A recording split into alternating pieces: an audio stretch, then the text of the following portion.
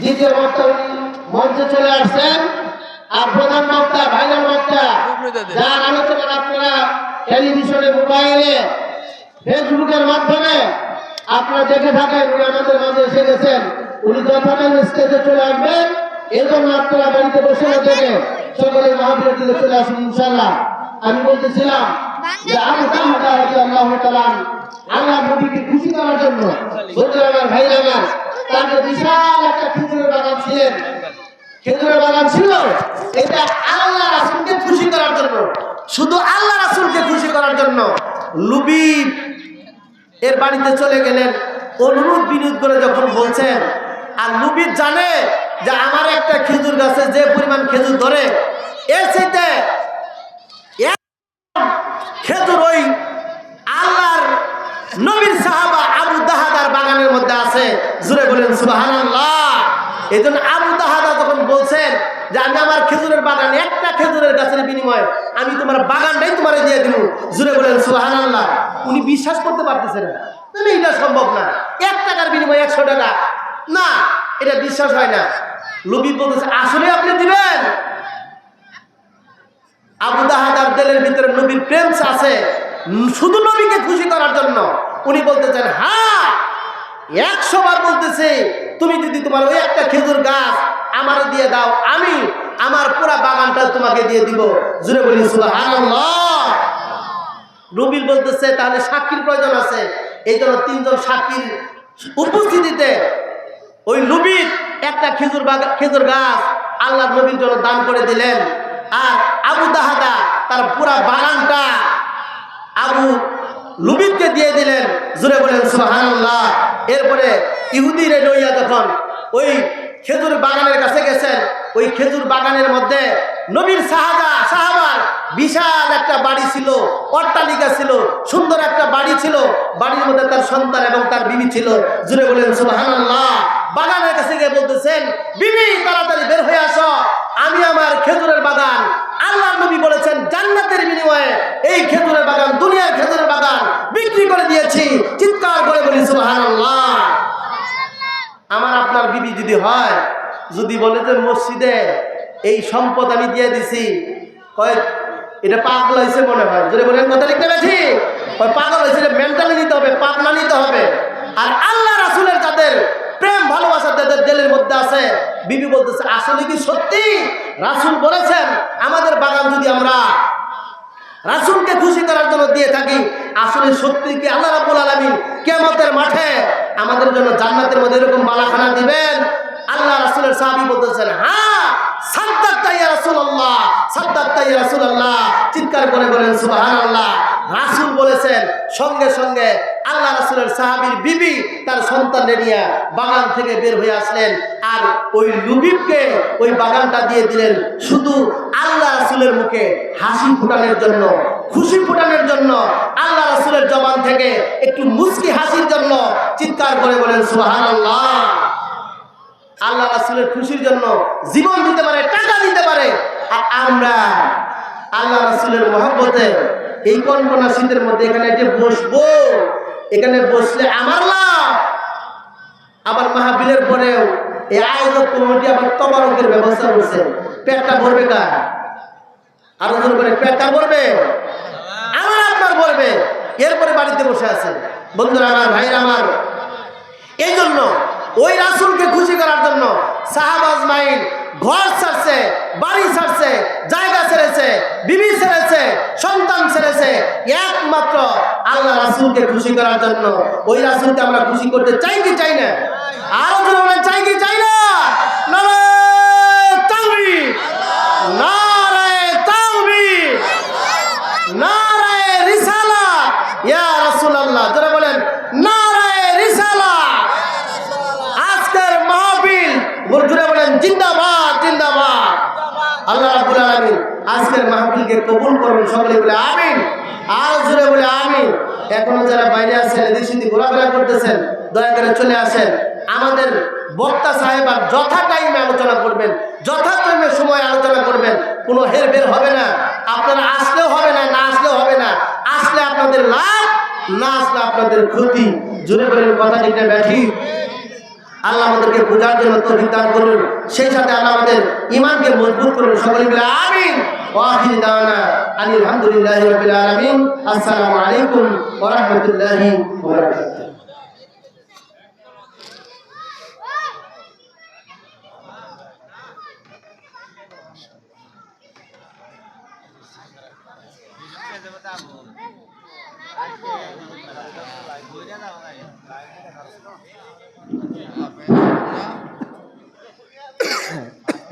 আলহামদুলিল্লাহ আলহামদুলিল্লাহ। প্রিয় তৌহিদি জনতা, এখন আপনাদের উদ্দেশ্যে আজকের মাহফিলের দ্বিতীয় বক্তা সুদূর পাবনা থেকে আগত আন্তর্জাতিক খ্যাতি সম্পন্ন দলিল ভিত্তিক আলোচক সুফি লেখক গবেষক গোলাম পাক পঞ্জাতন রাসূল সাল্লাল্লাহু আলাইহি ওয়াসাল্লাম জনাব হযরত মাওলানা মঞ্জুর ইসলাম কাদরী সাহেব পাবনা এখন আপনাদের উদ্দেশ্যে কোরআন এবং হাদিস থেকে দালিলিক আলোচনা করবেন। হযরতকে তার মূল্যবান বয়ান পেশ করার জন্য মাহফিলের পক্ষ থেকে, কমিটির পক্ষ থেকে, সভাপতি মহোদয়ের পক্ষ থেকে, যুব সমাজের পক্ষ থেকে সবিনয় অনুরোধ জ্ঞাপন করছি।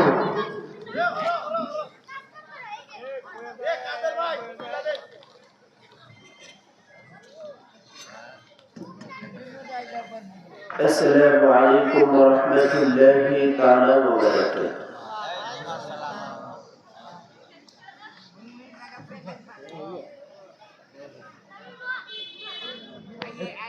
الحمد لله نحمده ونصلي ونسلم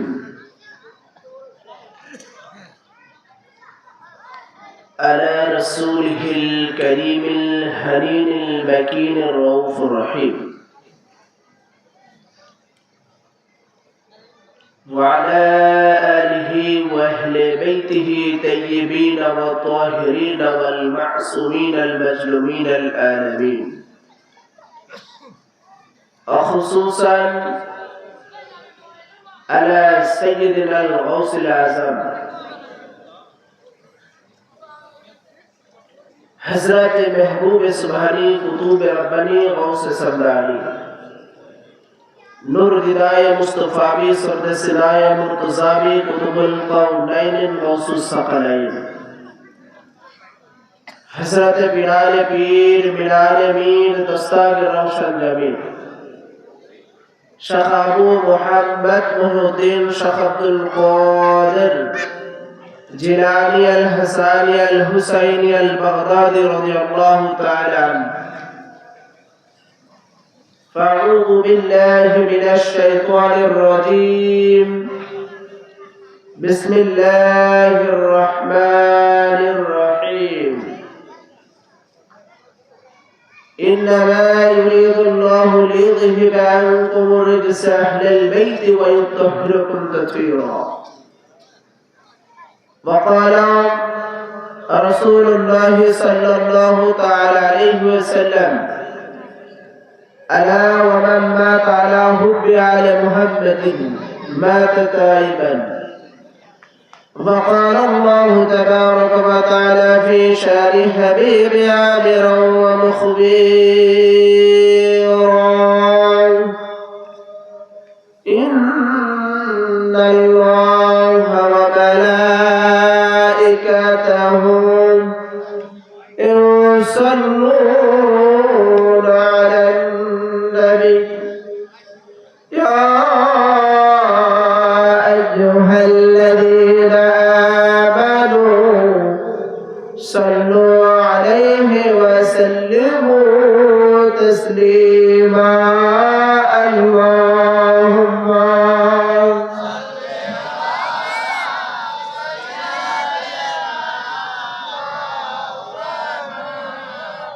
محمد وعلى آله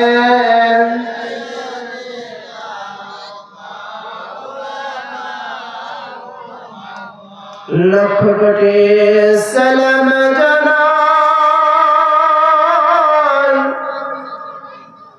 ওই নূর নবীজির কদমে দয়া করে পার করিবেন রোজ হাসরের ময়দানে আল্লাহুম্মা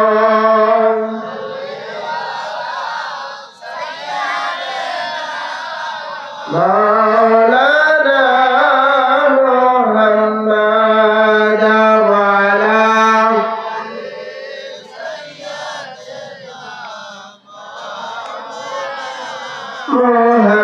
মুহাম্মাদ আল্লাহুম্মা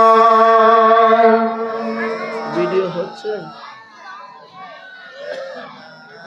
সাইয়্যিদানা মাওলানা মুহাম্মাদ ওয়া আলা আলি সাইয়্যিদানা হাবিবানা মুহাম্মাদ।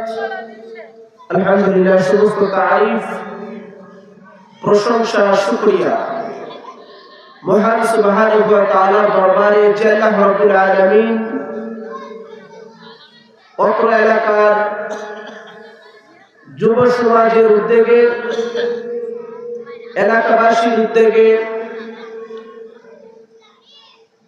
আজকের এই মহতি মাহফিলে আল্লাহ পাক আপনাকে আমাকে আসবার মতো বসবার মতো সুযোগ করে দিয়েছেন। এই জন্য রব্বে কারীম জুল জালালি ওয়াল ইকরামের দরবারে শুকরিয়া জ্ঞাপন করি। সকলে বলি আলহামদুলিল্লাহ। লক্ষ কোটি দুরূদ ও সালাম আকায়ে নামদার তাজদারে মদিনা রাসূল করিম রউফুর রহিম সাইয়্যিদুল মুরসালিন ইমামুল আম্বিয়া নবী মুহাম্মদুর রাসূলুল্লাহ সাল্লাল্লাহু তাআলা আলাইহি ওয়াসাল্লামের কদম মুবারক। আজকের মহতি মাহফিলের সম্মানিত সভাপতি সাহেব, বিশেষ অতিথিবৃন্দু, আজকের মাহফিলের প্রধান আলোচক, দেগার উলামা ইকরাম, সামনে উপস্থিত এলাকার মান্যগণ্য ব্যক্তিবর্গ, সামনে উপস্থিত বিভিন্ন তরিকতের তথা কাদিরিয়া, চিশতিয়া, নকশবন্দি, মুজাদ্দিদি, সাহরাদি, ওয়াইসি, বিভিন্ন দরবার শরীফের আশিকান, মুহিব্বিন, জাকিরান, মুতাকাদ, গুলাম, দিনদার, পরহেজগার ভাই ও বাবাজিরা, পর্দার আড়ালে আমার মা ও বোনেরা, সকলের প্রতি আমার তরফ থেকে প্রীতি, শুভেচ্ছা, অভিনন্দন, মুবারকবাদ এবং সালাম। আসসালামু আলাইকুম ওয়া রাহমাতুল্লাহি ওয়া বারাকাতুহু।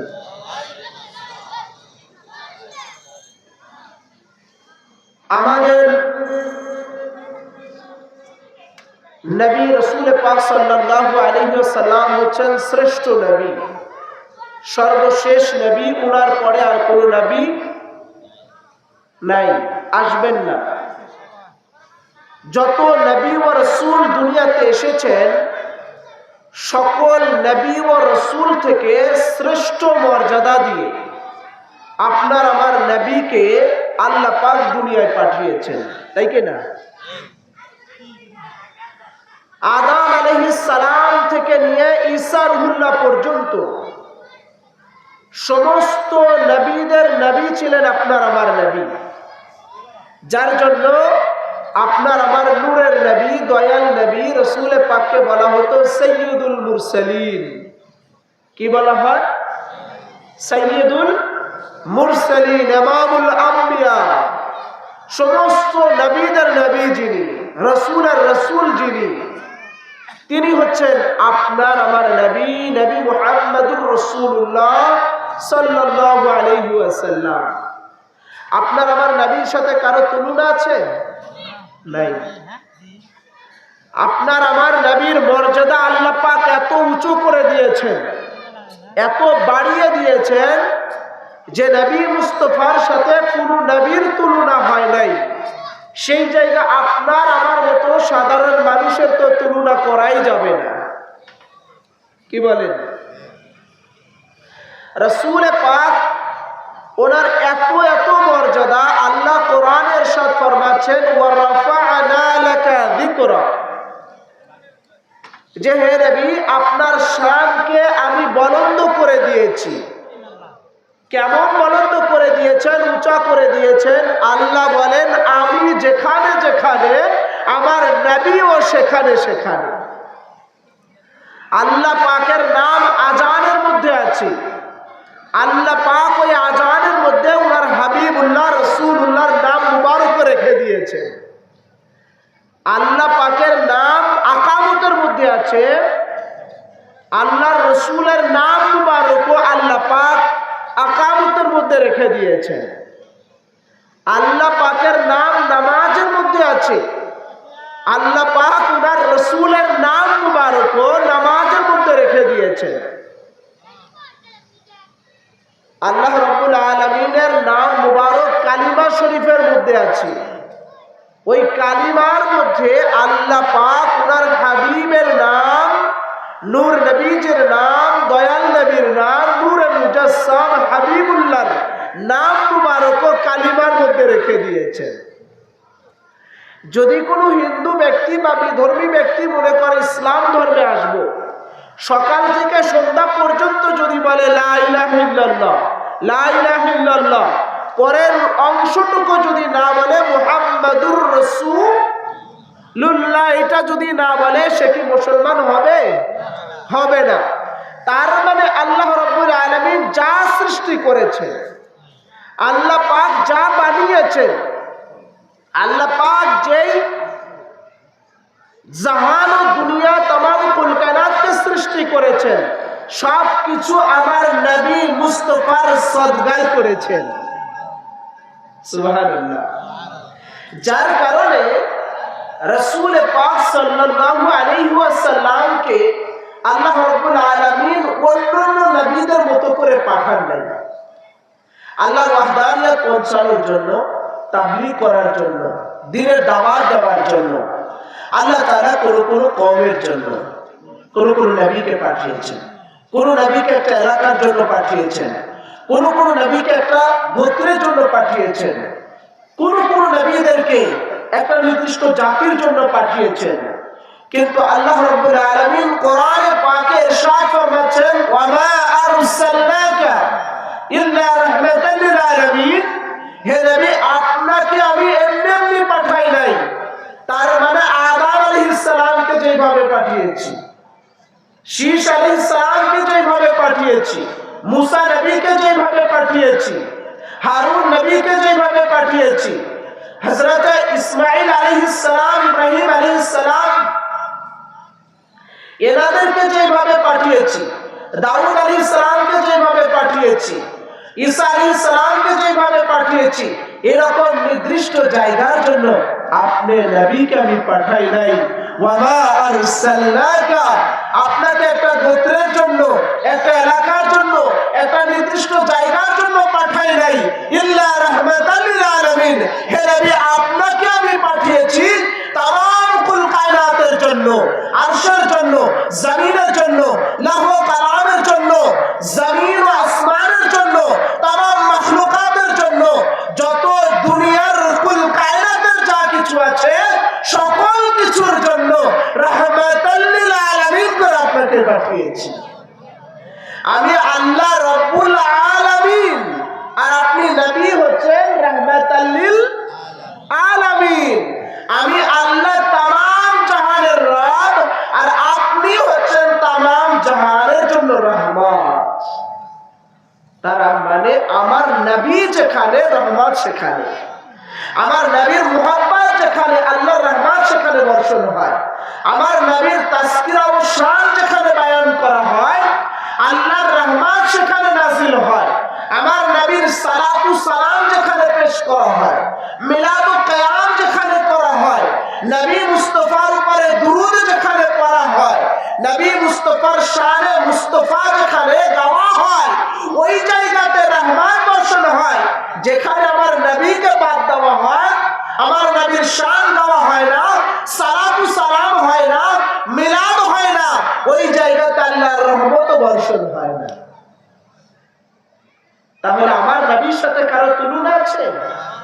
আমার নবীকে আল্লাহ পাক এত মহব্বত করেন, এত ভালোবাসেন, কোরআনে পাকে প্রায় 25 জনেরও অধিক নবী রাসূলের নাম এসেছে। সবাইকে আল্লাহ পাক নাম ধরে ধরে ডেকেছেন, ইয়া আদম, ইয়া শীশ, ইয়া মূসা, ইয়া হারুন, ইয়া দাউদ, ইয়া ইব্রাহিম, ইয়া ইসমাঈল, ইয়া ইয়াকুব, ইয়া আইয়ুব, ইয়া ইয়াহইয়া। এইভাবে করে আল্লাহ পাক নাম ধরে ধরে ডেকেছেন। কিন্তু রব্বে করিম জুল জালালি ওয়াল ইকরাম নবী মুস্তাফাকে, হাবিবুল্লাহকে, রাসূলুল্লাহকে এত মহব্বত করেন যে ওনার নাম মুবারক ধরে ডাকেন নাই। যখনই আল্লাহ পাক আহ্বান করতেছেন, ডাকতেছেন, আল্লাহ বলতেছেন ইয়া আইয়ুহার রাসূল, হে আমার রাসূল, ইয়া আইয়ুহান নবী, হে আমার নবী। আবার বলতেছেন ইয়াসিন, তোয়াহা। আবার রাসূল যখন কম্বল আবৃত অবস্থায় আছেন, আল্লাহ তাআলা বলতেছেন ইয়া আইয়ুহাল মুজাম্মিল, আই কম্বলওয়ালা। আবার নবী যখন চাদর গায়ে দিয়ে আছেন, আল্লাহ তাআলা নবীর নাম ধরে ডাকবেন না, আল্লাহ তাআলা বলতেছেন ইয়া আইয়ুহাল মুদাসসির, আই চাদরওয়ালা। তার মানে আমার নবীকে আল্লাহ পাক এত মহব্বত করেন, এত ভালোবাসেন যে আমার নবীর নাম মুবারক ধরে আল্লাহ তাআলা ডাকেন নাই। আল্লাহ পাক শিখাচ্ছেন যে আমার নবীকে যখন তোমরা ডাকবে, আদাবের সাথে, তাজিমের সাথে, সম্মানের সাথে তোমরা ডাকবে। এই জন্য নবী হচ্ছেন ঈমান, নবী হচ্ছেন ঈমানের মূলে। নবীকে বাদ দিয়ে ঈমান পরিপূর্ণতা লাভ করা যায় না। নবী হচ্ছেন ঈমান, নবীর মুহাব্বত হচ্ছে ঈমান। নবী মুস্তাফার কদম মুবারকে জান কুরবানি করার নাম হচ্ছে মুসলমান। সে রাসূল পাক সাল্লাল্লাহু আলাইহি ওয়াসাল্লামের যুগে জামানাতে একজন গ্রাম্য ব্যক্তি এসে রাখাল বলে ডাক দিলেন। নবী যা করেছেন উম্মতি মুহাম্মাদীকে শিক্ষা দেওয়ার জন্য করেছেন। রাসূল নিজের জন্য করেননি, উম্মতি মুহাম্মাদীকে শিক্ষা দেওয়ার জন্য করেছেন। আমার নবী সাল্লাল্লাহু আলাইহি ওয়াসাল্লামকে একজন গ্রাম্য ব্যক্তি এসে রাখাল বলে ডাক দিল। আল্লাহ পাকের পছন্দ হলো না যে আমার নবী যিনি সাইয়্যিদুল মুরসালিন, ইমামুল আম্বিয়া, রাহমাতাল লিল আলামিন, সেই নবীকে রাখাল বলে ডাক দিবে। আল্লাহ পাক বরদাশত করতে পারলেন না। আল্লাহ সাথে সাথে প্রতিবাদ করে বললেন ইয়া আইয়ুহাল্লাযীনা আমানু লা তাকালু রাইনা ওয়া ক্বালু উনজুরনা ওয়াসমাউ। হে ঈমানদাররা, বিশ্বাসীরা, তোমরা আমার নবীকে রাখাল বলে ডেকো না। তো ইয়া আল্লাহ, আপনার হাবিবকে, আপনার নবীকে কি বলে ডাকবো? আল্লাহ তাআলা শিক্ষা দিচ্ছেন ইয়া আইয়ুহাল্লাযীনা আমানু লা তাকালু রাইনা ওয়া ক্বালু উনজুরনা ওয়াসমাউ। তোমরা আমার নবীকে ডাকো ইয়া রাসূলুল্লাহ, ইয়া হাবিবাল্লাহ, আপনি আমাদের উপরে কৃপা দৃষ্টি করুন, আমাদের উপরে রহমতের দৃষ্টিতে তাকান। এইভাবে কাকুতি মিনতি করে তোমরা নবীকে ডাকবে। তার মানে আল্লাহ পাক আদব শিখাচ্ছেন। আবার সূরা হুজরাতে আল্লাহ পাক ইরশাদ ফরমাচ্ছেন, যখন নবীর সাথে সাহাবায়ে کرام চলতেছেন, আল্লাহ রাব্বুল আলামিন কোরআনে পাকের আয়াতে কারিমা নাযিল করে বলতেছেন ইয়া আইয়ুহাল্লাযীনা আমানু লা তুকদ্দিমু বাইনা ইয়াদাল্লাহির রাসূল। যে হে ঈমানদাররা, বিশ্বাসীরা, তোমরা আল্লাহ ও আল্লাহর রাসূলের অগ্রগামী হয়ো না। অর্থাৎ আমার রাসূলের আগে আগে চলবে না, রাসূলের পিছে পিছে চলবে। রাসূল যা নির্দেশ দেয়, রাসূল যা হুকুম করে, রাসূল যা ফরমান, সেগুলো তোমাদের জন্য মানাই ঈমান। সেগুলো মেনে নেওয়ার নামই হচ্ছে ঈমান। সেগুলো তোমরা মেনে নেবে। আবার রাসূল পাক সাল্লাল্লাহু আলাইহি ওয়াসাল্লামের কথার আওয়াজের উপরে আওয়াজ বলন্দ হয়ে যাচ্ছে, এটা আল্লাহ পাক সহ্য করতে পারতেছেন না। নারায়ে তাকবীর, নারায়ে রিসালাত, নারায়ে রিসালাত, নারায়ে রিসালাত। সৈয়দ শেখ ফরিদুদ্দীন আল হুসাইনি চিশতি সাহেব তো রাসূল পাক সাল্লাল্লাহু আলাইহি ওয়াসাল্লামের আওয়াজের উপরে কথা বলন্দ হয়ে যাবে, আল্লাহ পাক এটাও বরদাস্ত করতে পারেন না। আল্লাহ রাব্বুল আলামিন সাথে সাথে কোরআনে পাকের আয়াত নাযিল করে দিয়েছেন সূরা হুজরাতের মধ্যে, ইয়া আইয়ুহাল্লাযীনা আমানু লা তারফাউ আসাতাকুম ফাওকা সাওতিন নবী, যে হে ঈমানদাররা বিশ্বাসীরা, তোমরা আমার নবীর আওয়াজের উপরে তোমাদের আওয়াজকে বলন্দ করো না। যদি আমার নবীর আওয়াজের উপরে তোমাদের আওয়াজকে বলন্দ করো, আনতাহবাতা আমালুকুম, তাহলে তোমাদের সমস্ত আমল নষ্ট হয়ে যাবে। আল্লাহ রাব্বুল আলামিনের কাছে যত নবী রাসূল পয়গম্বরেরা দ্বীনের দাওয়াত, ওয়াহদানিয়তের দাওয়াত আর তাবলীগের দাওয়াত দিতে গিয়েছেন, কঙ্কর নিক্ষিপ্ত হয়েছেন, পাথরে ওনাদের উপরে মারা হয়েছে, আঘাতপ্রাপ্ত হয়েছেন, আল্লাহর কাছে আরজি করেছেন, হে আল্লাহ আমাদের উপরে পাথর মেরেছে, আল্লাহ পাক বলেছেন ধৈর্য ধারণ করুন, আমি এটার প্রতিদান কিয়ামতের মাঠে দিব। কিন্তু আপনার আমার নবী রাহমাতাল লিল আলামিন, ওনার উপরে যখন কেউ আঙ্গুল তুলেছে, আল্লাহ বরদাস্ত করতে পারেন নাই, সাথে সাথে কোরআন পাকের আয়াতে কারিমা নাযিল করে প্রতিবাদ করেছেন আল্লাহ পাক। যেমন আবু লাহাব যখন বলল যে রাসূল পাকের হাত মুবারক ধ্বংস হোক, নাউযুবিল্লাহি মিন যালিক, আল্লাহ তাআলা সূরা লাহাব নামে একটা সূরা নাযিল করে দিয়ে বলেন, তাব্বাত ইয়াদা আবি লাহাবি ওয়া তাব, যে আবু লাহাবের দুইটা হাতই ধ্বংস হয়ে যায়। আবার নবীজির বংশ নাই এই কথা যখন মক্কাতুল মুকাররমায় মদিনা মুনাওয়ারাতে বলতে লাগলো, আমার নবীজির বংশ নাই, নির্বংশ এটা বলতে লাগলো, আল্লাহ পাক সহ্য করতে পারলেন না, সূরা কাউসার নামে একখানা সূরা আল্লাহ পাক নাযিল করে দিয়ে প্রতিবাদ করলেন যে তোমরা যারা বলো আমার নবীর বংশ নাই, নবী নির্বংশ, শুনে রাখো, ইন্না আ'তাইনাকাল কাউসার ফাসাল্লি লিরাব্বিকা ওয়ানহার ইন্না শানিয়াকা হুয়াল আবতার, নিশ্চয় আমি আল্লাহ কাল কাউসার কাসরাতে আওলাদ আতা করেছি, দান করেছি, আর তারাই নির্বংশ নির্বোধ যারা আমার নবীকে নির্বংশ নির্বোধ বলেনি। মন্ডল গোষ্ঠী বিশাল বড় থাকে, থাকে কি থাকে না? তারপরে আপনার মোল্লা গোষ্ঠী থাকে, পরমাণিক গোষ্ঠী থাকে, বিশাল বড় থাকে, থাকে কি থাকে না? কিন্তু আমার নবীর বংশ কি ছোট হবে? আমার নবীর বংশ কি ছোট হবে? না। আমার নবী মুস্তাফার বংশ কিয়ামত পর্যন্ত চলতে থাকবে, কিয়ামত পর্যন্ত এই বংশ পরস্পর পরস্পর চলতেই থাকবে, চলতেই থাকবে, আসতেই থাকবে। যেদিন নবীর বংশ থাকবেন না, যেদিন নবী মুস্তাফার আহলে বাইত তাহার থাকবেন না, সেই দিনই বুঝে নেবেন কিয়ামত হয়ে যাবে।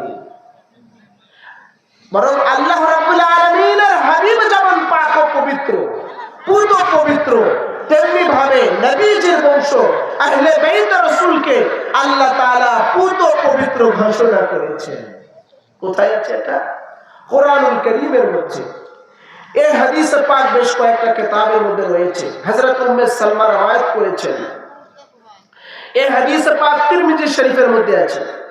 আবওয়াবুল মানাকিব দ্বিতীয় খণ্ড 219 পৃষ্ঠা তিরমিজি শরীফ, এবং তিরমিজি শরীফ আবওয়াবুত তাফসীর দ্বিতীয় খণ্ডের মধ্যে রয়েছে। আবার তাফসীর ইবনে কাসীরের মধ্যে আছে, সূরা আহজাবের 33 নম্বর আয়াতের মধ্যে রয়েছে। আবার তাফসীরে মাজহারির নবম খণ্ডের 493 পৃষ্ঠা যেটা বাংলা, সেটার মধ্যে রয়েছে। আবার তাহযীবুত তাহযীব দ্বিতীয় খণ্ড 297 পৃষ্ঠার মধ্যে রয়েছে। আল্লাহ রাব্বুল আলামিন ইরশাদ ফরমাচ্ছেন, ইন্নামা ইউরিদুল্লাহু লিইউযহিবা আনকুম রিজসা আহলাল বাইত ওয়া ইউতাহহিরাকুম তাতহীরা। আল্লাহ পাক কেবলমাত্র শুধুমাত্র উনার ইরাদা, ইচ্ছা, উনার আহলে বাইত তাহারদেরকে হার প্রকার নাজাসাত, নাপাকি থেকে দূরে রেখেছেন, ওয়া ইউতাহহিরাকুম তাতহীরা, আর উনাদেরকে টপ মাকামের পূত পবিত্র রেখেছেন। আহলে বাইত তাহারকে টপ মাকামের পূত পবিত্র রেখেছেন।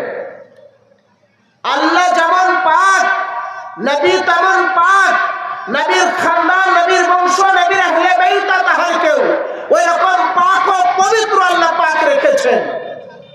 বলেছেন ওয়ায়ুত্তাহিরাকুম তাতহীরা, পুত পবিত্র আমি আল্লাহ পাক রেখেছি, টপ মাকামের পুত পবিত্র। এবার প্রশ্ন হচ্ছে আহলে বাইত কার? আহলে বাইত কাকে বলে? আহাল মানে পরিবার পরিজন, বাইত মানে ঘর। কোন ঘরের পরিবার পরিজন? নবী পাকের ঘরের পরিবার পরিজন, নবী পাকের ঘরের লোক, নবী পাকের পরিবারের লোক, নবী পাকের বংশ, নবী পাকের খানদান, নবী পাকের ইতরাজ, নবী পাকের আওলাদকে বলা হয় আহলে বাইত। তো নবী মুস্তাফা বলেছেন, যেটা তিরমিজি শরীফে আছে, যে আমার বংশ তোমাদের বংশ পরস্পর, তোমাদের ছেলে তার ছেলে তার ছেলে তার ছেলে থেকে জারি থাকবে, কিন্তু আমি রাসূলের ছেলে সন্তান শরীয়তের দৃষ্টিতে হায়াত মুবারকে নাই, এই জন্য আমার বংশ পরস্পর জারি থাকবে আমার মেয়ে মা ফাতিমাতুজ জাহরা থেকে। ফাতিমার সন্তান তার সন্তান তার সন্তান, এইভাবে করে আমি রাসূলের বংশ জারি থাকবে। যে কথা বলছিলাম, পবিত্রতার ঘোষণা আল্লাহ পাক এনাদেরকে দিয়েছেন। যতগুলো কিতাবের নাম আমি বললাম, এতগুলো কিতাবের মধ্যে দেখবেন সূরা আহজাবের 33 নম্বর আয়াতে পাকের তাফসীরের মধ্যে এসেছে কি, লাম্মা নাযালাত হাযিল আয়াত আলা নবী সাল্লাল্লাহু আলাইহি ওয়াসাল্লাম ইন্নামা ইউরিদুল্লাহু লিইয়ুযহিবা আনকুম আর-রিজসা আহলাল বাইত ওয়া ইউতাহহিরাকুম তাতহীরা ফি বাইতি উম্মি সালমাতা ফাদাআন নবী সাল্লাল্লাহু আলাইহি ওয়াসাল্লাম। যখন এই আয়াতে কারিমা নাযিল হলো, আল্লাহর নবী উম্মে সালমা রাদিয়াল্লাহু তাআলা আনহা তার ঘরের মধ্যে ছিলেন। থাকার পরে রাসূল পাক সাল্লাল্লাহু আলাইহি ওয়াসাল্লাম ডাকলেন ফাতিমাতা, হযরতে মা ফাতিমাকে। কাকে ডাকলেন? কথা বলেন না। মা ফাতিমাতুজ জাহরাকে, যিনি জান্নাতের নারীদের রমণীদের সরদারিনী। এরপরে বললেন ওয়া হাসান ওয়া হুসাইনান, হযরতে ইমামে হাসান আর ইমামে হুসাইনকে ডাকলেন। কাকে কাকে? এগুলো কি নতুন শুনতেছেন? হ্যাঁ, ইমামে হাসান আর ইমামে হুসাইন, এনাদেরকে ডাকলেন। বললেন হাসান ওয়া হুসাইনান ফাজালাল্লাহুন্না বিকিসাইন, হযরতে ইমামে হাসান আর ইমামে হুসাইনকে নিয়ে চাদরের মধ্যে ভরে দিলেন। মা ফাতিমাকে চাদরের মধ্যে ভরে দিলেন। রাসূল পাকের গা মুবারকে একটা রেশমি চাদর ছিল কালো, সেটার ভিতরে ওনাদেরকে নিয়ে নিলেন। এরপরে বলেন ওয়া আলীউন ওয়া খালফাহু ওয়া যাহরাহু, এরপরে হযরতে আলী কাররামাল্লাহু ওয়াজহুল কারীমকে নিলেন, নিয়ে চাদরের মধ্যে ভরে নিলেন। ভরে বলেন আল্লাহুম্মা বিকিসাইন সুম্মা ক্বালা আল্লাহুম্মা হাউলাই আহলু বাইতি, হে আল্লাহ মা ফাতিমা, হযরতে আলী, ইমামে হাসান, ইমামে হুসাইন, এনারাই হচ্ছেন আমার আহলে বাইত তাহার, এনারাই হচ্ছেন আমার আহলে বাইত তাহার। তো রাসূল পাক আগে থেকেই চাদরের মধ্যে ছিলেন একজন। এরপরে হযরতে ফাতিমাতুজ জাহরাকে নিলেন। কয়জন হলেন? দুইজন। এরপরে হযরতে ইমামে হাসানকে নিলেন, যিনি জান্নাতের যুবকদের সরদার, ইমাম হাসান আল মুজতবা। এরপরে ইমামে হুসাইনকে নিলেন, যিনি জান্নাতের যুবকদের সরদার। এরপরে হযরতে আলী কাররামাল্লাহু ওয়াজহুল কারীম তার আব্বাকে নিলেন। এই পাঁচজন হলো। এই পাঁচজনকে চাদরের মধ্যে ভরে নেওয়ার পরে আল্লাহর নবী ওই চাদরটাকে ঢেকে দিয়ে বললেন আল্লাহুম্মা হাউলাই আহলু বাইতি, হে আল্লাহ এই আলী, ফাতেমা, হাসান আর হুসাইন, এনারাই আমার আহলে বাইত তাহার, আর এনাদের থেকে নাপাকি নাজাসাতি দূর করেছো, পুত পবিত্র এনাদেরকে রেখেছো। এই পাঁচজনকে বলা হয় পাক, পাঞ্জাতন পাক। যারা চন্দ্রপাড়া দরবার শরীফে যান, এনায়তপুর দরবার শরীফে যান, আটশী দরবার শরীফে যান, বিভিন্ন তরিকতের মুরিদ আছেন, ভক্ত আছেন, যারা তরিকতে যাওয়া আসা করেন, তারা এই পাকে পাঞ্জাতুল পাককে চেনেন। চেনেন কি চেনেন না? যারা চিনেন, নাম শুনেছেন, পরিচিত আছেন, একটু আওয়াজ দিবেন। এই পাক পাঞ্জা কোন আছে কি আছে না? রসুল পাক, মাওলা আলী, মা ফাতিমা, ইমাম হাসান আর ইমাম হুসাইন, এই পাঁচজনকে বলা হয় পাক পাঞ্জাতন পাক।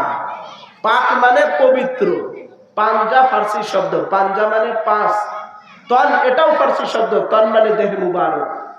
পাক পাঞ্জাতন মানে পাঁচটা পবিত্র দেহ মুবারক।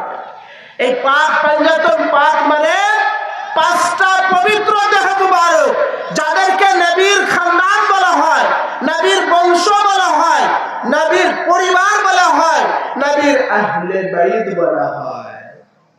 এইদিকে আমার বাজান বলতেছেন ওয়াজ করেন, তার মানে আমাদের দেশে ওয়াজ মানে কানে হাত দিয়ে, কণ্ঠ দিয়ে, সুর করে ওয়াজ করা, এইটাকে আমরা ওয়াজ বুঝি। আর আমি যেটা বলতেছি এটাকে লেকচার বলে, এটাকে ওয়াজ বলে না। তো এটা এই ধরনের ওয়াজ আপনারা হয়তো শুনেন নাই, যার কারণে আপনাদের মনের মধ্যে একটা সংশয় কাজ করতেছে। কিন্তু এইভাবে এই জন্য বলছি যাতে মূল থিমস, মূল কথাটা যেটা বলার উদ্দেশ্য সেটা আমরা বুঝতে পারি। সৃষ্টি জগতের শুরু লগ্নে পাকে পাঞ্জাতুন পাকে আল্লাহ সৃষ্টি করেছেন। নবীর নূর মুবারক থেকে এনাদেরকে সৃষ্টি করেছেন। এনারা জান্নাতের মালিক ও মুখতার আল্লাহ বানিয়ে দিয়েছেন। শহীদে কারবালার দ্বারায়, মাজলুমে কারবালার উসিলাতে আল্লাহর দ্বীন ও ধর্মকে আল্লাহ পাক পুনরায় জীবন দান করেছেন ইমামে হাসান হুসাইনের শাহাদাতের বিনিময়, যার কারণেই তো আল্লাহ পাক ওনাদেরকে জান্নাতের সরদারিত্ব, মালিকানাত্ব, দায়িত্ব, লিডারিত্ব আল্লাহ পাক দান করেছেন। জান্নাতের যুবকদের সরদার ইমামে হাসান আর ইমামে হুসাইন, জান্নাতের সম্পর্কে রাসূল বলেছেন যেটা সমস্ত খুতবার মধ্যে আছে, এমনকি 36টা কিতাবের ভিতরেও রয়েছে। ইমামে হাসান আর ইমামে হুসাইনের ব্যাপারে বলেছেন যে ইমাম হাসান আর হুসাইন হচ্ছেন জান্নাতের যুবকদের সরদার, যেটা খুতবায়ে আহকামের মধ্যে আছে, খুতবায়ে ইলমির মধ্যে আছে, খুতবায়ে গাউসিয়ার মধ্যে আছে। যত খুতবা পড়া হয় সমস্ত খুতবার মধ্যে আছে। এছাড়াও তিরমিজি শরীফের মধ্যে আছে, ইমাম নাসাই সুনানে কুবরার মধ্যে রয়েছে, ইবনে হিব্বানের মধ্যে এনেছেন, আহমদ ইবনে হাম্মাল এনেছেন, ইবনে আবি শাইবা এনেছেন, ইমাম তাবরানী এনেছেন, অসংখ্য কিতাবের মধ্যে আছে। আল্লাহর নবী বলেছেন, আন আবি সাঈদ খুদরি রাদিয়াল্লাহু তাআলা قال قال رسول الله صلى الله عليه وسلم الحسن والحسين سيدا شباب اهل الجنه। হযরত আবু সাঈদ খুদরি বলেছেন নিশ্চয় হাসান আর হুসাইন হচ্ছেন জান্নাতের যুবকদের সরদার। এই হাসান আর হুসাইনকে আমরা চিনি, চিনি না? সবাই চিনি। কে? নবীর নাতি, নবীর নওয়াসা হযরত আলী শেরে খুদা হেদারে কাররার, ওনার শাহজাদা মা ফাতিমাতুজ জাহরার শাহজাদা। এই হাসান আর হুসাইন এনাদের কি বলেছেন? জান্নাতের যুবকদের সরদার।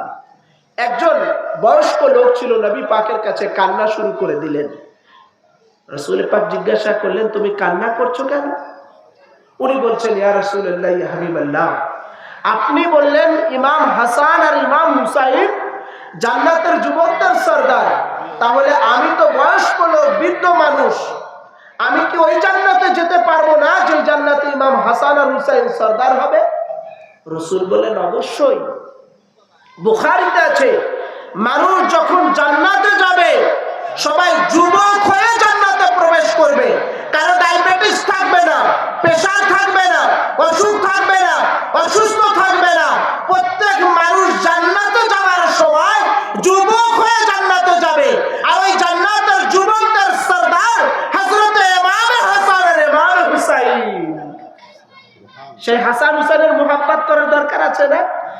রাসূল কেমন ইনাদেরকে মুহাব্বত করতেন দেখেন, এবং রাসূল পাকের চেহারা মুবারকের সাথে হুবহু সাদৃশ্য ছিল এই ইমামে হাসান আর ইমামে হুসাইনের।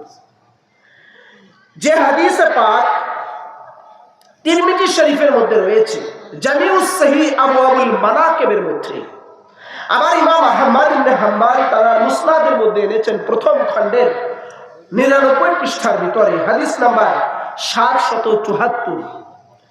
আবার ইবনে হিব্বান বলেছেন, আবার ইমাম আহমদ ইবনে হাম্বল ফাজাইলুস সাহাবার মধ্যে এনেছেন, ইমাম মুকাদ্দিসি আহাদিসুল সাহাবার মধ্যে এনেছেন, আহাদিসুল মুখতারা কিতাবের মধ্যে এনেছেন, অসংখ্য কিতাবের মধ্যে রয়েছে।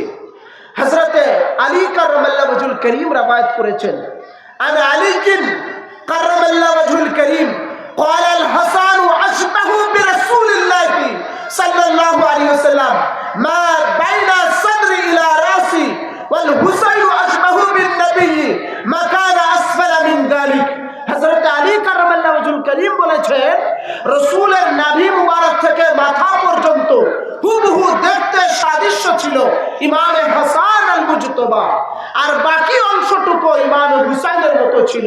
তার মানে রাসূল পাকের চেহারা মুবারকের একটা টুকরার নাম ছিল হযরতে ইমামে হাসান, আর একটা দেহ মুবারকের অংশের নাম ছিল ইমামে হুসাইন। দেখতে হাসান হুসাইন রাসূল পাকের মতো ছিলেন। আবার রাসূল পাকের সাথ ফরমিয়েছেন, এই হাসান হুসাইন যখন দুনিয়াতে আসেন, রাসূল পাক নিজে তাদের জন্য আকীকা করেছেন এবং আজান দিয়েছেন। 7 দিনের দিন নাম রেখেছেন, আকীকা করেছেন এবং ইনাদের জন্য আজান দিয়েছেন।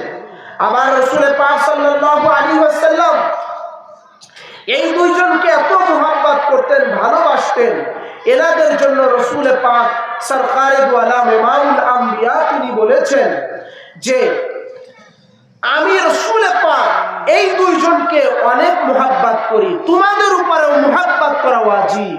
কিভাবে? এই হাদিসে পাক ইমাম নাসাই এনেছেন সুনানুল কুবরার 5 খণ্ডের 50 পৃষ্ঠার ভিতরে।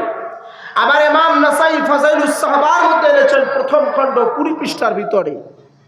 আবার ইবনে খুজাইমা এনেছেন as-সহিহর মধ্যে, ইমাম বাজ্জার এনেছেন তার মুসনাদের মধ্যে 5ম খণ্ডের 226 পৃষ্ঠার ভিতরে। আবার আবু ইয়ালা এনেছেন, ইমাম হাসানি মাজমাউল জাওয়াইদ এনেছেন, ইমাম হাজার আসকালানি এনেছেন যিনি ফাতহুল বারির লিখেছেন।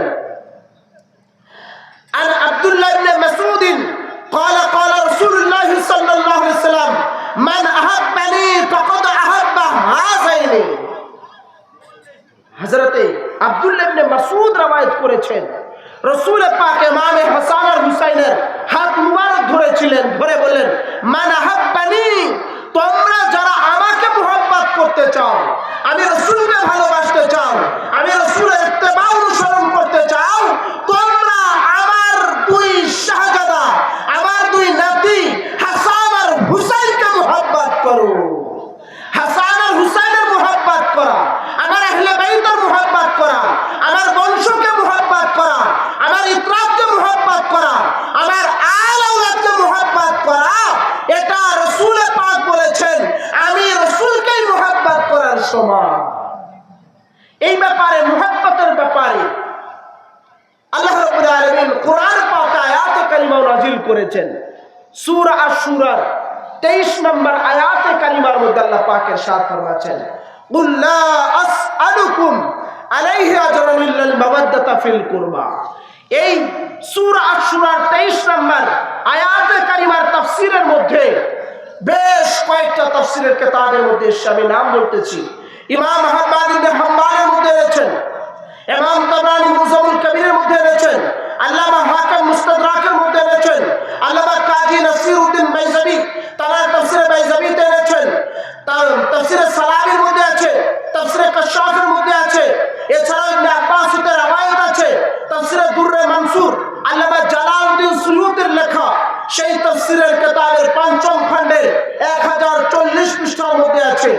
আবার মুজামুল কবিরের 11তম খণ্ডের 404 পৃষ্ঠার মধ্যে আছে, যেটা উর্দু। এতগুলো কিতাবের মধ্যে আছে কুরবার ব্যাপারে, মাওয়াদ্দাতের ব্যাপারে হযরত ইবনে আব্বাস জিজ্ঞাসা করছেন, রওয়ায়াত করছেন, বর্ণনা করছেন। একদিন মদিনা শরীফে উনি গলি দিয়ে চলতেছিলেন, হযরতে সাহাবায়ে কেরাম বলতে লাগলো, ইয়া রাসূলুল্লাহ, সাহাবায়ে কেরাম একজন আরেকজনকে বলতে লাগলো যে রাসূল পাক মক্কা থেকে হিজরত করে ঘর বাড়ি সবকিছু ফেলে রেখে উনি মদিনাতে এসেছেন, তো উনাকে আমরা ঘর বাড়ি করে দিতে চাই। টাকা পয়সা দিতে চাই, ধন দৌলত দিতে চাই, বাড়ি ঘর করে দিতে চাই। এটা হযরত ইবনে আব্বাস নিজে কানে শুনলেন।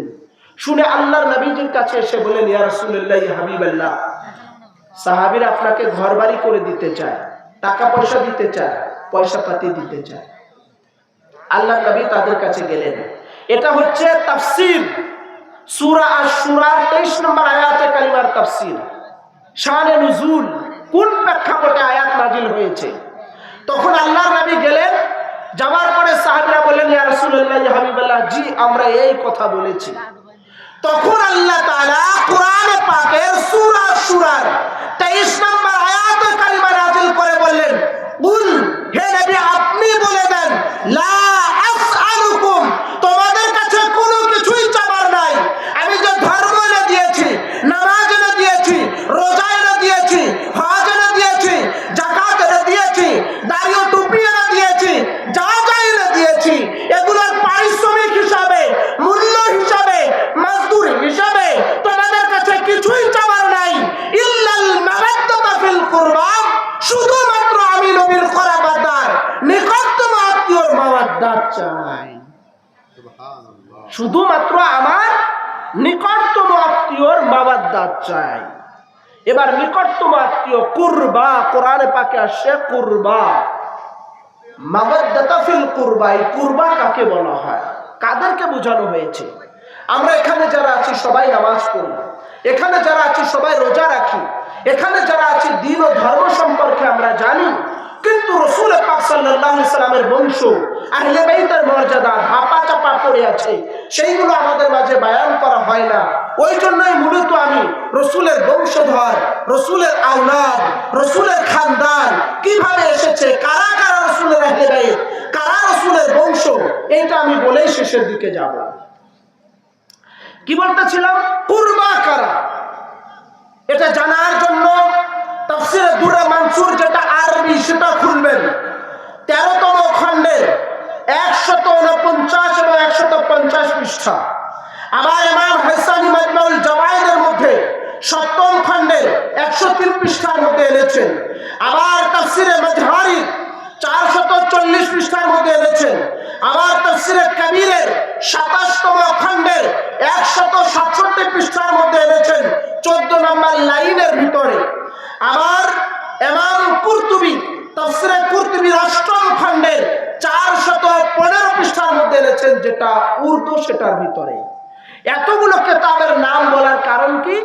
যাতে করে আমাকে যে হাফিজুল ভাই দাওয়াত দিয়েছেন, যাতে করে আগামীকালকে উনি প্রশ্নের সম্মুখীন না হন, যে মৌলভী সাহেব পাবনা থেকে এসে কি বলে গেলেন আমরা বুঝতে পারলাম না, কোরআন হাদিসে এগুলো নাই।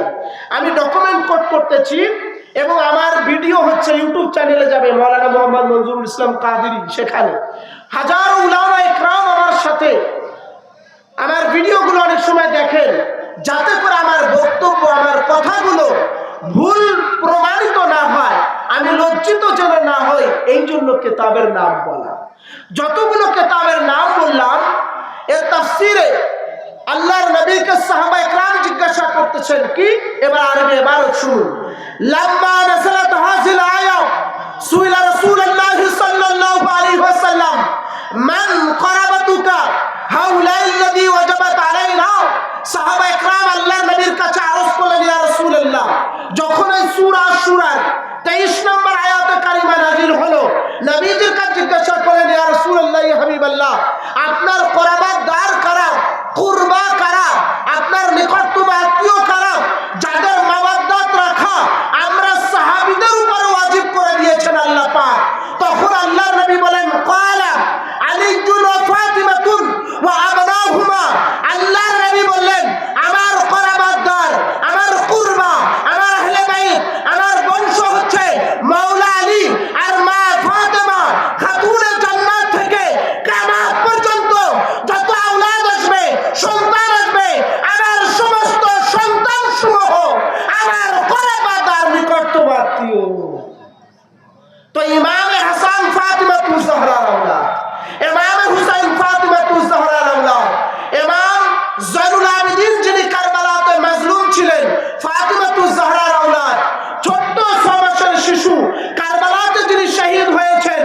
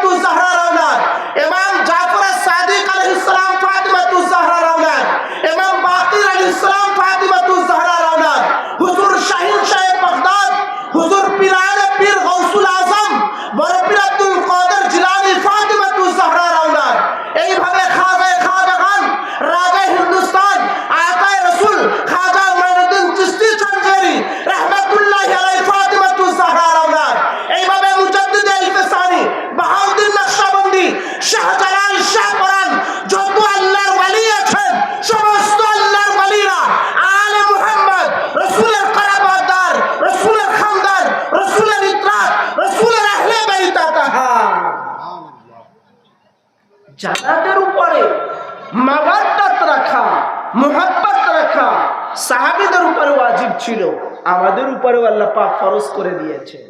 তারা নবীর বংশধর, এই নবীর বংশধরদের খাতিরে আল্লাহ পাক দ্বীন ও ইসলামের প্রচার ঘটিয়েছেন।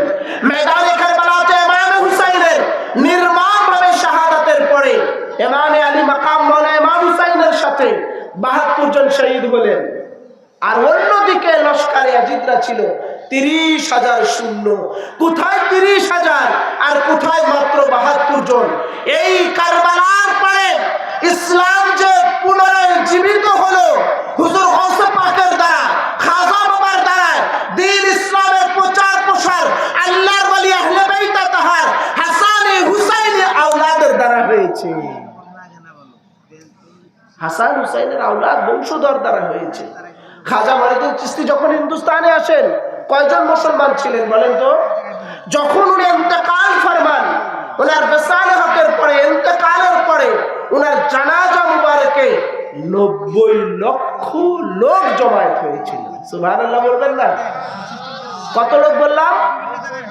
৯০ লক্ষ লোক জমায়েত হয়েছিল জানাজাতে। এটা ওনার অবদান না?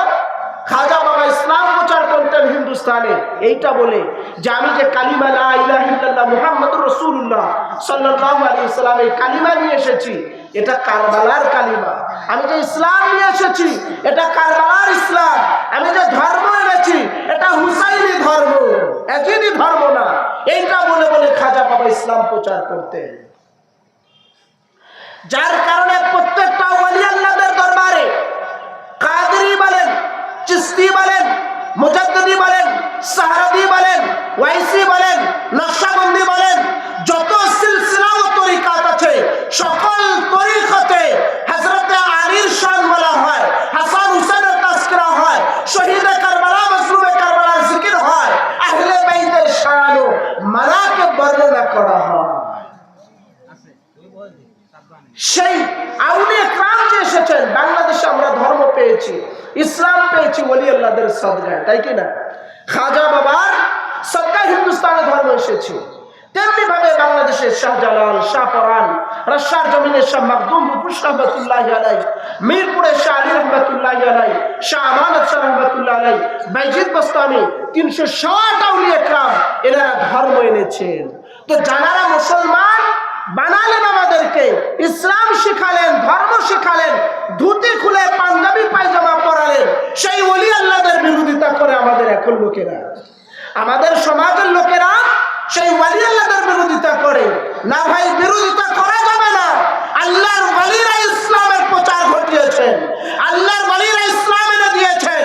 শাহজালাল আমিন রহমাতুল্লাহি আলাইহি ওই সিলেটের জমিনে আজান দিয়ে ইসলামের আওয়াজকে বুলন্দ করেছেন। ওই নাসিরউদ্দিন সিফাসালা রহমাতুল্লাহি আলাইহি উনারা এসে ধর্মকে প্রচার প্রসার করেছেন, তাবলীগ করেছেন।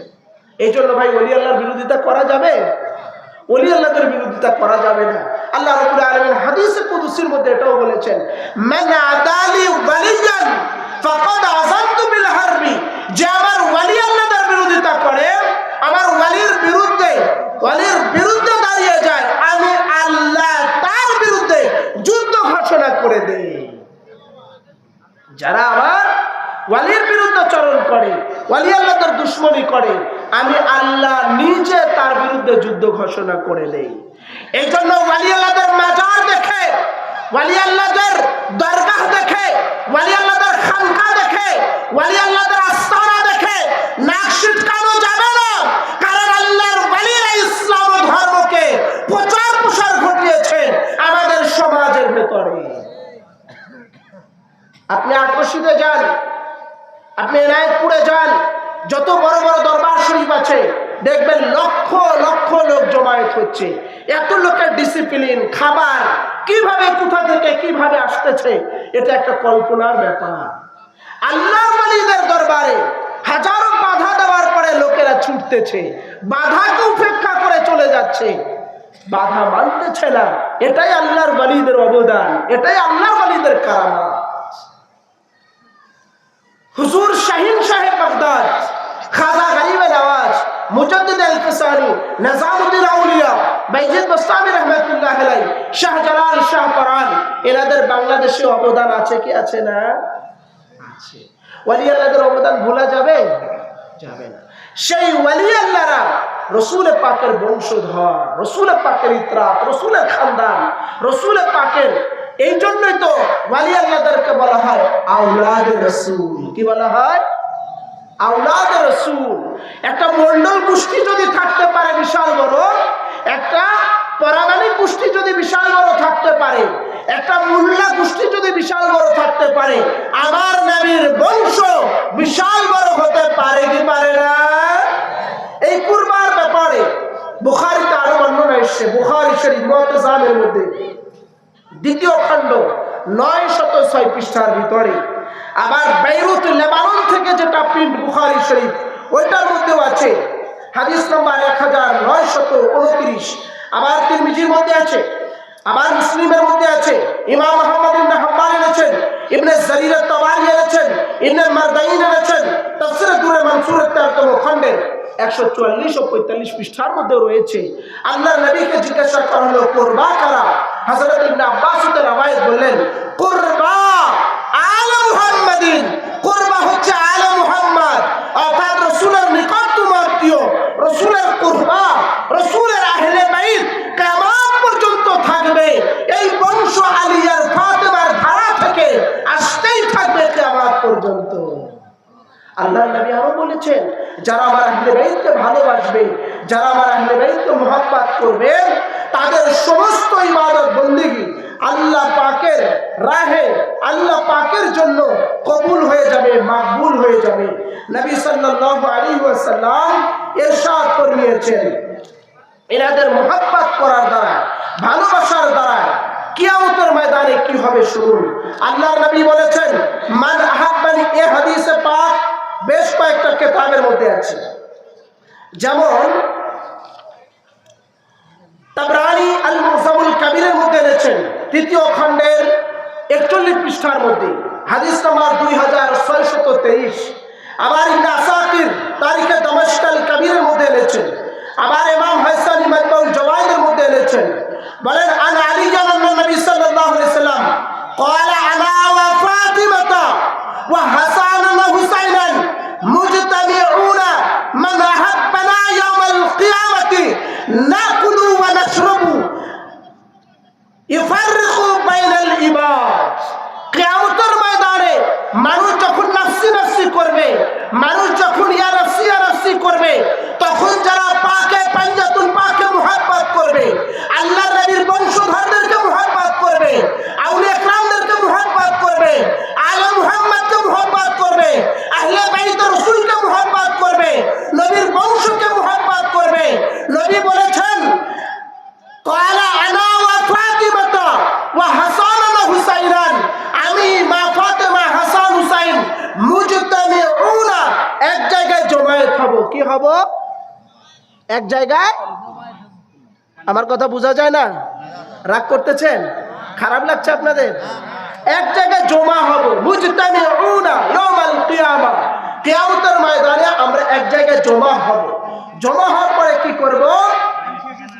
ওয়ামান আহাব্বানা ইয়াউমাল কিয়ামা, আর যারা আমাদেরকে মুহাব্বত করবে, আমার আহলে বাইতকে মুহাব্বত করবে, আমার খানদানকে মুহাব্বত করবে, আমার বংশধরদেরকে মুহাব্বত করবে, তারাও আমাদের সাথে একত্রিত হবে, জমা হবে, এক জায়গায় আমরা থাকবো। থাকার পরে কি করব?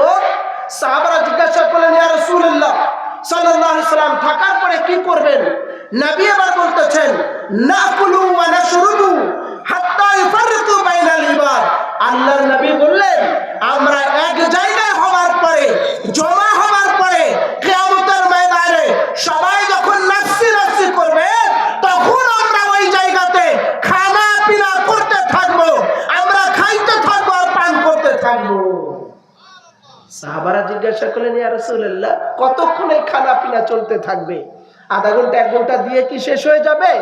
রাসূল বললেন, হাত্তা ইফাররিকু বাইনাল ইবাদ, যতক্ষণ পর্যন্ত কিয়ামতের ময়দানে হিসাব কিতাব শেষ না হবে, ততক্ষণ পর্যন্ত নবী আর নবীর আহলে বাইতের আলী, ফাতেমা, হাসান ও হুসাইন, এই পাক পাঞ্জাতুল পাকে নবীর মুহাব্বতকারীরা খাইতে থাকবে, পান করতে থাকবে, এদের খানা পিনা শেষ হবে না।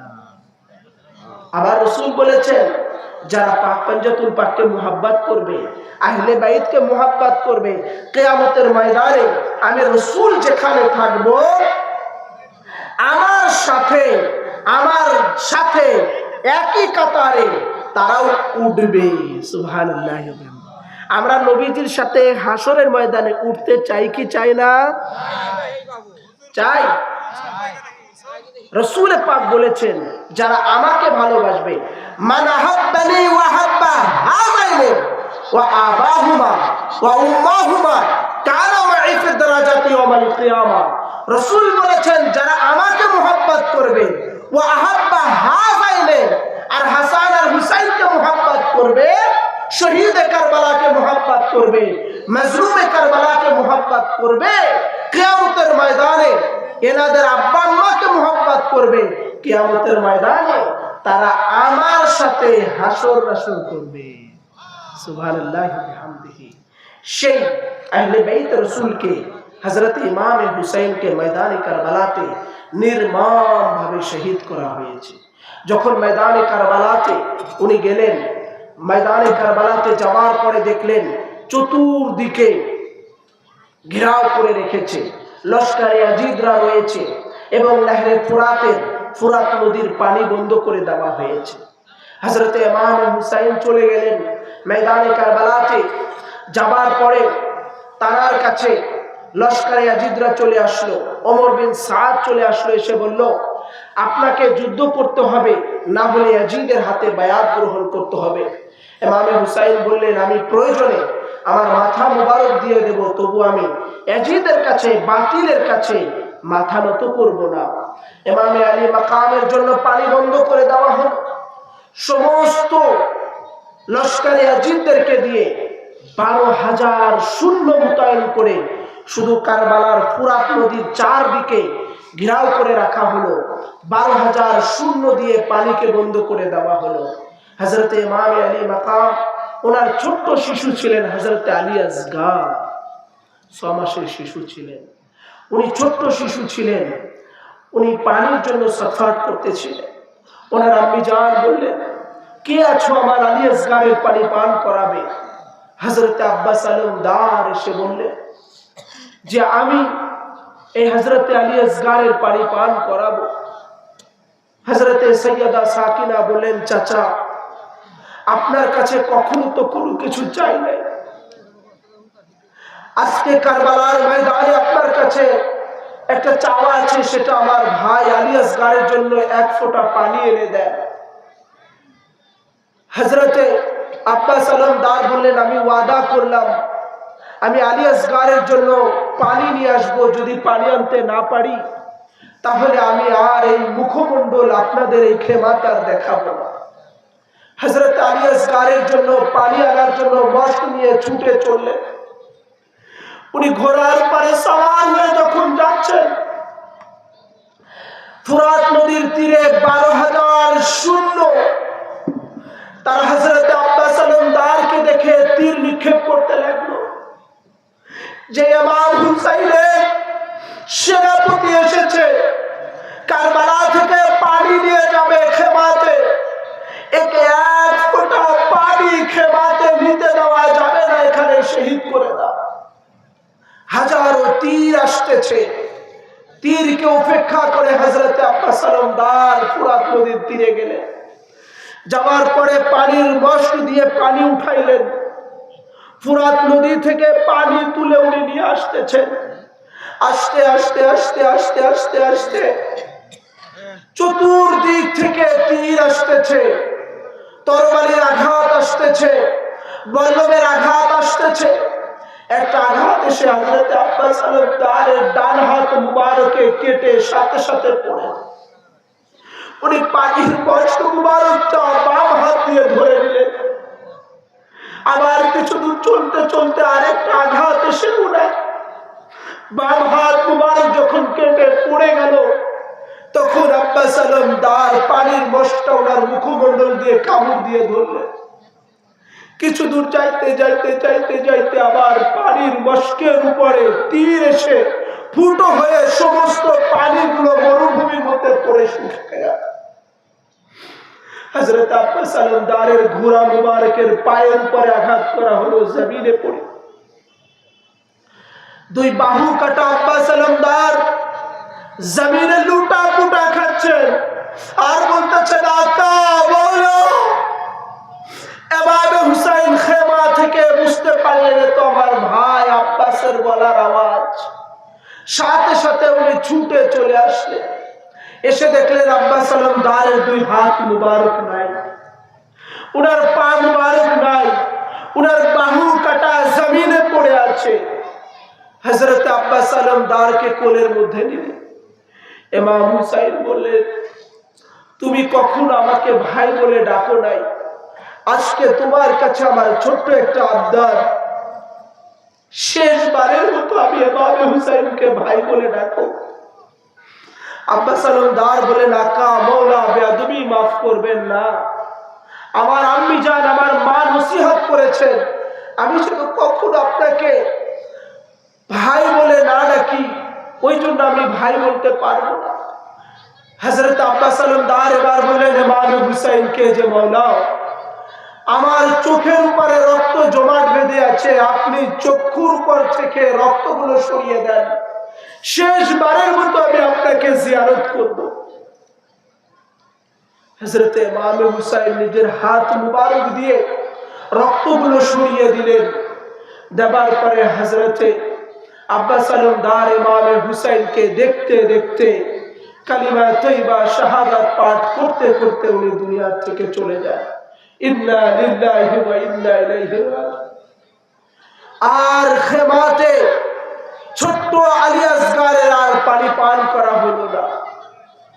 খেমাতে আর পানি নেই। 3 দিন ধরে ইমাম হুসাইনের তাবুতে পানি শেষ হয়ে গেছে।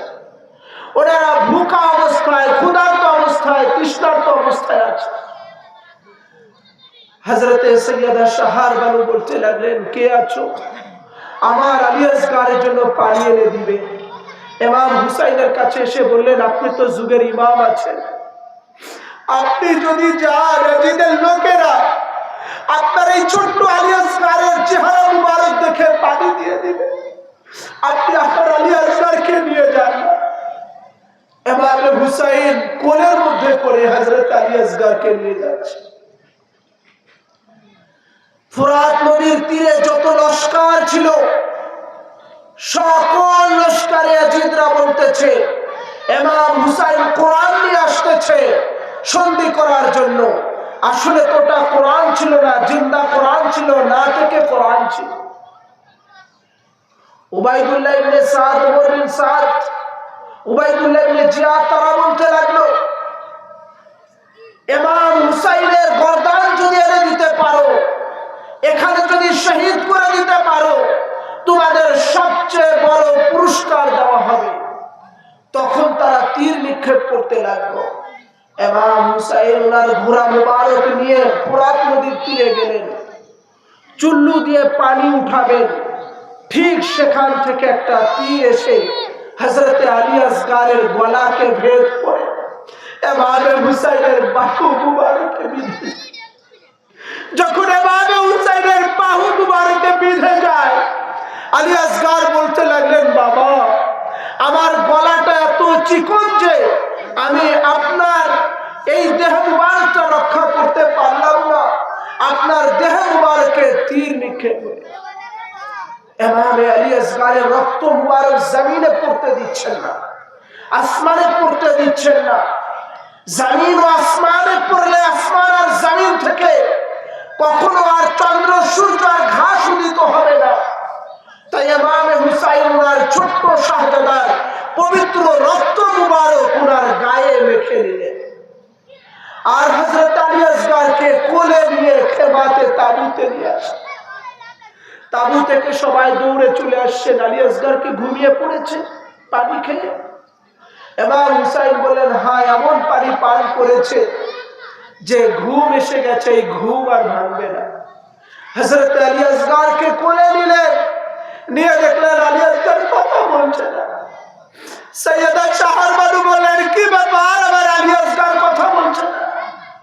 তখন বললেন, তোমার আলী আসগার শাহাদাতের পিয়ালা পান করেছে, ইন্না লিল্লাহি ওয়া ইন্না ইলাইহি রাজিউন। মাওলা আলী আসগার শহীদ হয়ে গেলেন। এইভাবে করে নবী বংশের এক এক করে আলী আকবর, আবুল কাসিম, আলা মুহাম্মদ এনারা শহীদ হয়েছে। সেই মজলুমে কারবালা, সেই কারবালার মুহাব্বত, সেই কারবালার ভালোবাসা, সেই কারবালার শিক্ষা আমাদেরকে ইমাম হুসাইন এনারা দিয়েছেন। রাসূল পাক সাল্লাল্লাহু আলাইহি ওয়াসাল্লাম সেই ইমাম হাসান আর হুসাইনের ভালোবাসার কথাই বলেছে। কারবালার ময়দানে জানারা অক্লান্ত পরিশ্রমে জানাদের রক্ত দিয়ে দিন ইসলামকে জিন্দা করেছেন। এই জন্য যত আল্লাহর ওয়ালিদের দরবার দেখবেন, ওয়ালিদের খানকা দেখবেন, ওয়ালিদের আস্তানা দেখবেন, সমস্ত আল্লাহর ওয়ালিদের দরবারে আকীদা এক। এনারা শবে বরাত করে, শবে মেরাজ করে, এনারা শবে কদর পালন করে, রাসূল পাককে নূর বলে, হাজির নাজির বলে, রাসূল পাকের শানে মিলাদ পড়ে, সালাতু সালাম পেশ করে, ইয়া নবী সালাম আলাইকা বলে রাসূল পাককে সালাম দেয়। আর যারা ওয়ালি আল্লাহদের বিশ্বাস করে না, এরা ইসলামটাকে কাটতে কাটতে সারতে সারতে পুরো ইসলামটা থ্রি কোয়ার্টার বানিয়ে ফেলেছে। বলে নামাজের পরে মুনাজাত নাই, জানাজার পরে দোয়া নাই, শবে বরাত নাই, শবে মেরাজ নাই, এরকম বাদ দিতে দিতে ইসলামটাকে একদম ছোট বানিয়ে ফেলেছে। এই জন্য ভাই, আল্লাহর ওয়ালিদের দরবারে যাওয়া, আল্লাহর ওয়ালিদের বারগাহে যাওয়া, আল্লাহর ওয়ালিদের হাতে হাত দিয়ে বায়াত গ্রহণ করা, এটা আমাদের প্রত্যেকের জন্য দায়িত্ব আছে। কেন? আত্মশুদ্ধি করার জন্য, নামাজ আদা করার জন্য, পরকালের পাথিও জোগাড় করার জন্য, আল্লাহ পাকের রেজামন্দি ও নৈকট্য অর্জন করার জন্য, নিজের আমলকে বর্ধিত করার জন্য আল্লাহর ওয়ালিদের দরবারে বায়াত গ্রহণ করে তাদের কাছে ওয়াদাবদ্ধ হয়ে মসজিদমুখী, নামাজমুখী হওয়া আমাদের প্রত্যেকের উপরে জরুরি। একবার দুরূদ শরীফ পাঠ করে আল্লাহুম্মা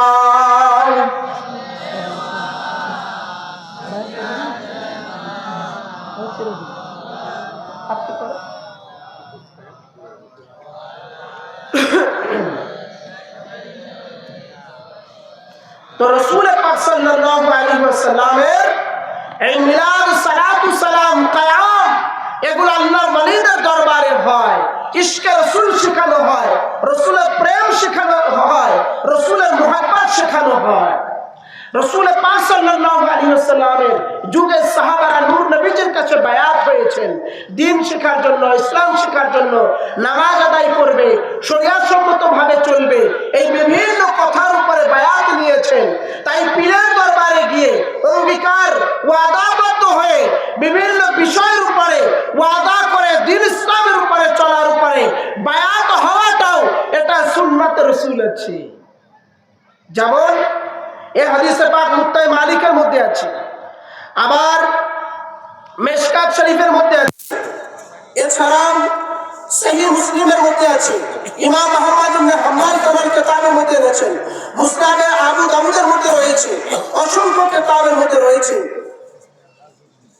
আনা আব্দুল্লাহ ইবনে ওমর قال يا كنا إذا بايعنا رسول الله صلى الله عليه وسلم على السمع وطاعة يقولوا لنا رسول الله صلى الله عليه وسلم فيما استطعتم। রাসূলের যুগে সাহাবীরা বায়াত হয়েছে। হযরত ওমর থেকে রওয়ায়াত আছে যে আল্লাহর নবীর কাছে আমরা গেলাম এবং বললাম, ইয়া রাসূলুল্লাহ, ইয়া হাবিবাল্লাহ, আমরা আপনার কাছে বায়াত হতে চাই, আপনার কথা শ্রবণ করব, আপনার হুকুম মোতাবেক চলব, আপনার অনুসরণে অনুগত্য করব, এটার উপরে আমরা সাহাবীরা বায়াত নিয়েছি। আবার হযরতে আনাস বিন মালিক হতে রওয়ায়াত আছে, যেটা ইমাম বাইহাকি এনেছেন। আবার বুখারী শরীফের মধ্যে আছে, বলেছেন عن انس بن مالك قال بايعنا رسول الله صلى الله عليه وسلم على السمع والطاعة فقال فيها استمعتم। হযরত আনাস বিন মালিক বলেন, আমরা নবীজির কাছে গিয়েছি এবং বায়াত নিয়েছি এই কথার উপরে যে ইয়া রাসূলুল্লাহ, ইয়া হাবিবাল্লাহ, আমরা আপনার ইত্তেবা করব, অনুসরণ করব, এই কথার উপরে আমরা বায়াত নিচ্ছি। তার মানে পীরের দরবারে গিয়ে আল্লাহর হুকুম পালন করব, শরিয়ত সম্মতভাবে চলব, নামাজ আদা করব এবং শরিয়তের খেলাফ কোনো কাজ করব না, এইগুলোর উপরে বায়াত নেওয়াটা আল্লাহর নবীর যুগ থেকেই ছিল। আবার সাহাবারা এটার উপরে বায়াত নিয়েছেন।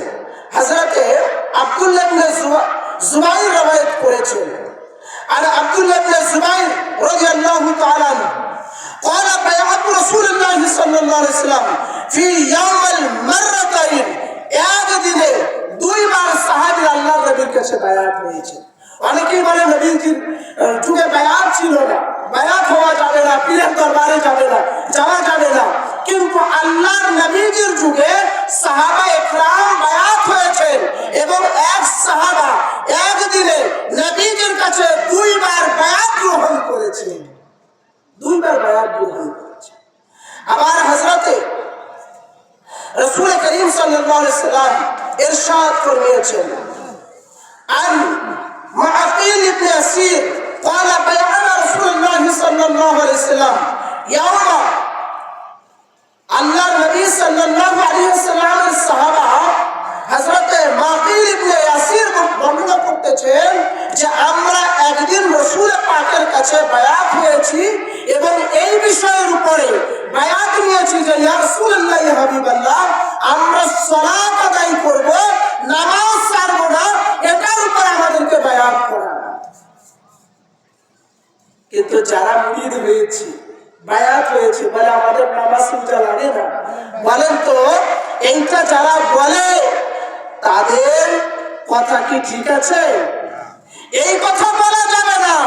যারা বলবে এটা তারা তার দরবারের কলঙ্কিত করতেছে, কারণ যারা বায়াত গ্রহণ করে তাদের আরো বেশি বেশি নামাজ পড়তে হবে, শরীয়ত সম্মত চলতে হবে, মসজিদমুখী হতে হবে, কেননা তারা মুর্শিদ পেয়েছে, ওয়ালি পেয়েছে, ওয়ালি আল্লাহর হুকুম যে বায়াত গ্রহণ করেছো এবার শরীয়তের উপরে চলো।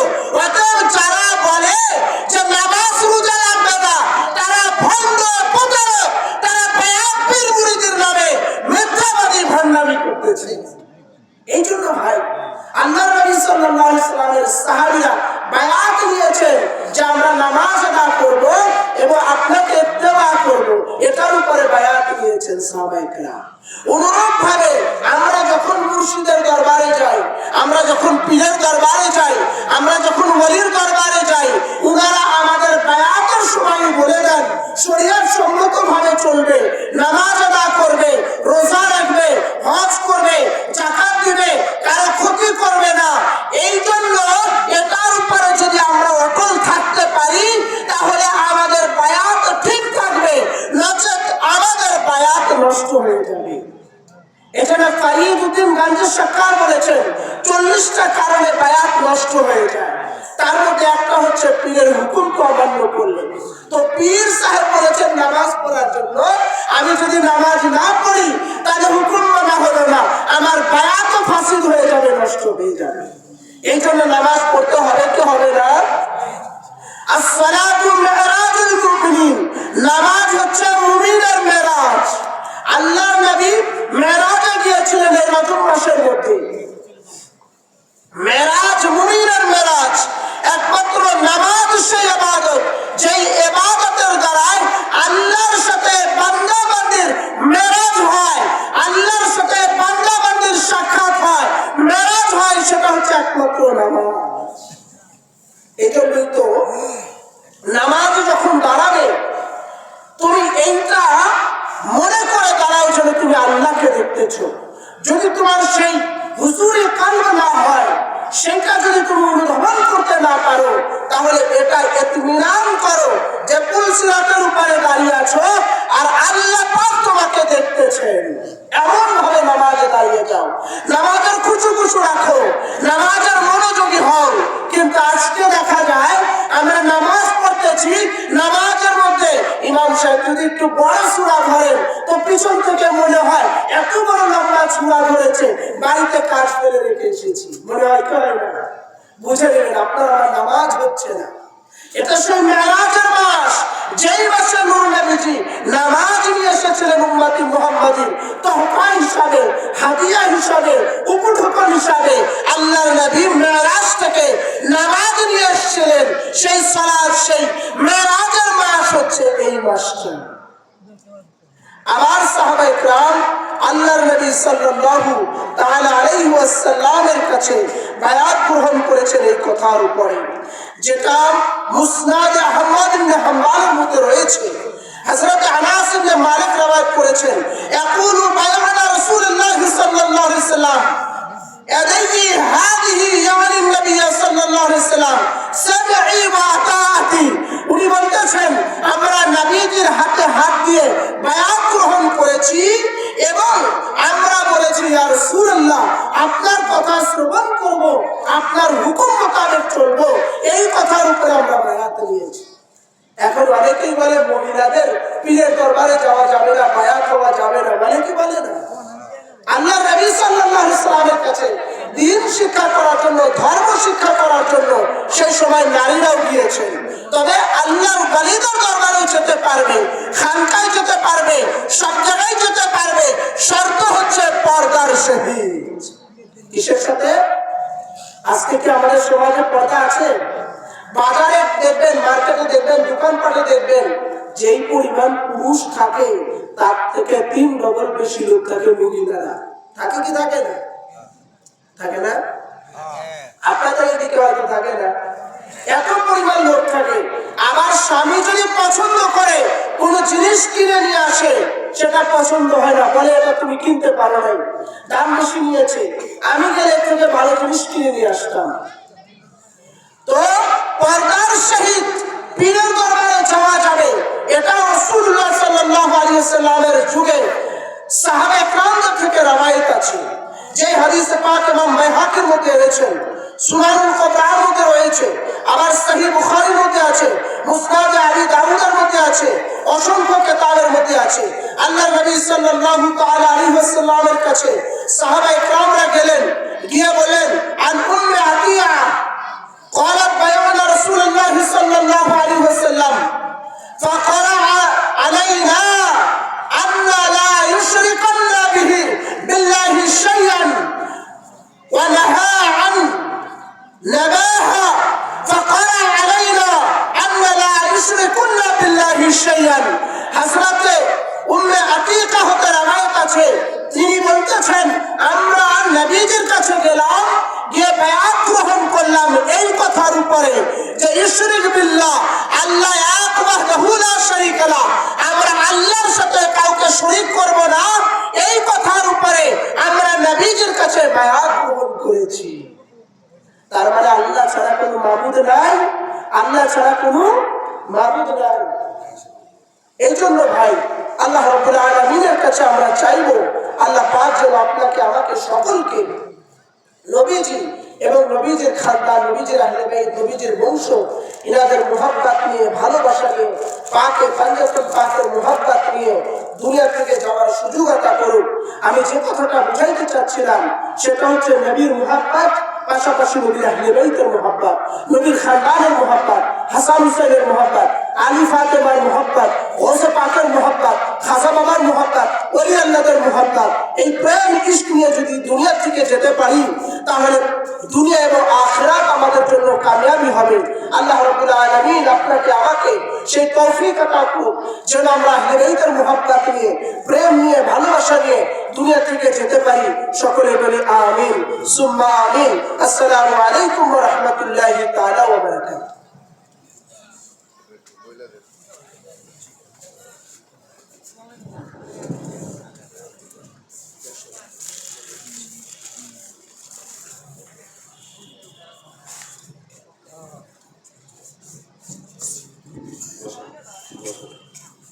এখন আপনাদের সম্মুখে অত্যন্ত গুরুত্বপূর্ণ আলোচনা রাখবেন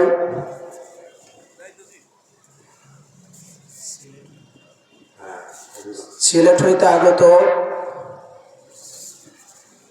জনাব শাহ সুফি সৈয়দ শেখ ফরিদ উদ্দিন হুসাইনি চিস্তি পীর সাহেব কেবলা কোরআন ও হাদিসের আলোকে এখন অত্যন্ত গুরুত্বপূর্ণ আলোচনা রাখবেন সুদূর সিলেট হইতে আগত শাহ সুফি হযরত মাওলানা সৈয়দ শেখ ফরিদউদ্দিন আল হুসাইনি চিশতি দামাত বারাকাতুহুল আলিয়া। আমি জনাবকে তার মূল্যবান আলোচনা রাখার জন্য অনুরোধ করছি। সবাই বলি আলহামদুলিল্লাহ, আর একটু জোরে বলি আলহামদুলিল্লাহ। আলহামদুলিল্লাহ নাহমাদুহু ওয়া নাস্তাঈনুহু ওয়া নাস্তাগফিরুহু ওয়া নাউযু বিল্লাহি মিন শুরুরি আনফুসিনা ওয়া মিন সাইয়্যাতি আ'মালিনা। من يهده الله فلا مضل له ومن يضلله فلا هادي له ونشهد أن لا إله إلا الله وحده لا شريك له ونشهد أن سيدنا ونبينا